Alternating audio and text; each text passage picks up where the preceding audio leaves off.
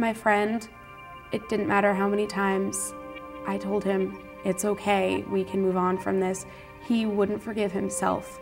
So I took that step forward to interact with him, to say, come on, let's go to the movies, let's go get some coffee, and make things the way they used to be.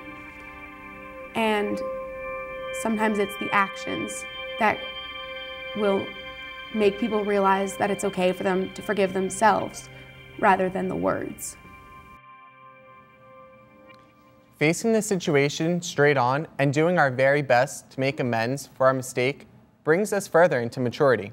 A great place to start is through interior penance. Ask God to forgive you and to show you how you can avoid making that same error again. Receiving the sacrament of reconciliation, or what the Catechism calls the sacrament of forgiveness, we can receive God's pardon and peace. This not only makes good spiritual sense, it makes sound psychological sense as well. Sharing a burden with a trusted person, we begin to lift the cloud of self-disappointment, and through that action, we can more readily understand that since God forgives us, we can forgive ourselves. Next, we asked the teens on the street what they would do if a friend was struggling with a serious mistake. And how their relationship with God helps set them on the right path. Like if my friends make a really big mistake and they need somebody to talk to, they'll usually call me up and I'll try to do the best that I can to make them feel better about it so that they don't do something stupid. I had to help this one out actually yesterday with a big mistake he made, so just chilling with him and letting him vent all his feelings out. Get some common sense out of them to realize what they did and to help them through the situation. I'll sit down and talk to them and whatever, you know, try to help them, try to make them feel a little bit better. And sometimes you need that person to lean on to help get over that mistake. I help someone get over this by just explaining that, you know, God's there for you and that He'll forgive you no matter what you do. The more you keep God in your mind, the more it builds up inside your head. Your relationship will automatically get stronger. You're all equal in His eyes. Like it doesn't matter if you're like a big star, if you're just like a regular person. That helps me. Just kind of knowing He's there helps me move on with my life. Does God sometimes show me like keys and like examples, like to make better choices sometimes after I pray and talk to Him. I go to church every Wednesday, so like every time I pray there, like I feel like way better than before. My nan always taught me to pray whenever I feel like something's wrong or I did something bad, so if I ever do make a mistake, I usually pray that night with my rosary. Prayer helps a lot. Being connected with God and everything it's the key to life. So you just have to keep that prayer and keep your faith up, and it can get you through anything. My relationship with God has helped me through a lot of stuff, including like getting over my mistakes, because just having someone there to talk to, like no matter what, even if they're not going to talk back, like it just helps you vent and just kind of like get a thought process going about like what happened and how you screwed up.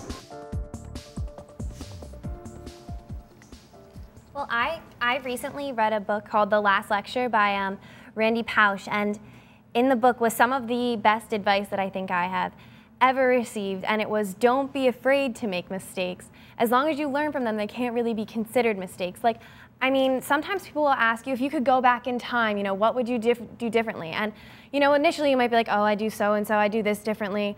But a couple years after the mistake, you think about it and you're like, I wouldn't do anything differently because that mistake taught me a really important lesson. Yeah, my friend says the same thing. If I was to change anything, I wouldn't change a single thing. And that really kind of helps me and inspires me.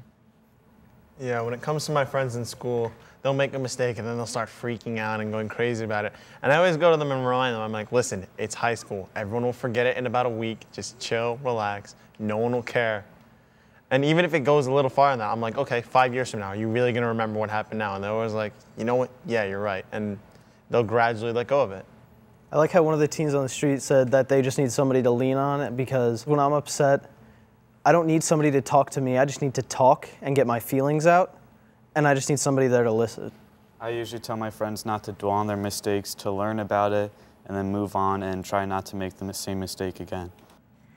Finally, our Spotlight guest Marie discusses how her faith always helps her move forward. And how she draws strength and inspiration from the teachings of the Bible. God will love me no matter what I do. He knows that I'm not perfect, so I try not to hold myself back.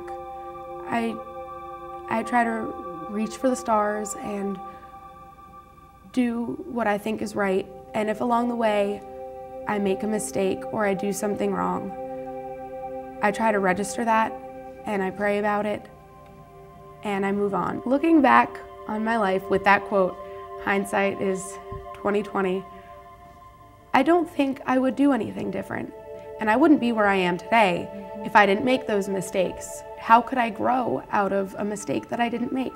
I think I'll just keep going the way I am.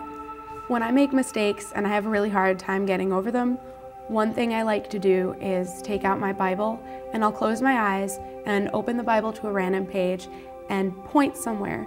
And wherever I'm pointing, I'll open my eyes and I'll read that passage. That passage always is inspirational and almost always pertains to the matter at hand. It's really nice to be able to learn from that and to go on. Even figures in the Bible make their share of mistakes too. We all know the story of when Peter denied Jesus 3 times and Jesus told him he would and he said, "Never, Lord, never." But he did. I think that story is really inspiring because he learned from his mistakes and he asked for forgiveness and he received it. And now he's the foundation of our church. My faith has always kept me strong. And no matter what I go through, God is with me and he's what gets me through that. He's my rock. And I know that with him, I can overcome anything. When I talk about my mistakes, I talk to God because it's really important for him to forgive me too. And knowing that he forgives me, I'm able to better forgive myself and to better move past the mistake that I did make. Also, if someone comes to you and is talking about their mistake, don't be judgmental and judge them by what they did. Just help them through it. Time heals all wounds, and with my friend, I apologized and I prayed about it, and sooner or later she came back, she forgave me, and now we're friends again. Yeah, and as Catholics, we can always go to confession and tell God through a priest our sins and our mistakes, and we can just close a chapter and begin a new one. We all make mistakes, and we will make them throughout our entire lives. The good news is that we can learn from our mistakes and those of others. To grow in wisdom, our relationships with others, and most importantly, in our relationship with our Creator. How does your faith help you to learn from past mistakes? We'd love to hear from you. Contact us through our website. The address is www.RealfaithTV.com. Or you can call us at 609-406-7402. And we'll leave you today with the words of Christian recording artist Natalie Grant from her song, Perfect People. There's no such thing as perfect people. There's no such thing as a perfect life. So come as you are, broken and scarred. Lift up your heart and be amazed. And be changed by a perfect God. Thanks for watching. We'll see you next time on Real Faith TV. God bless.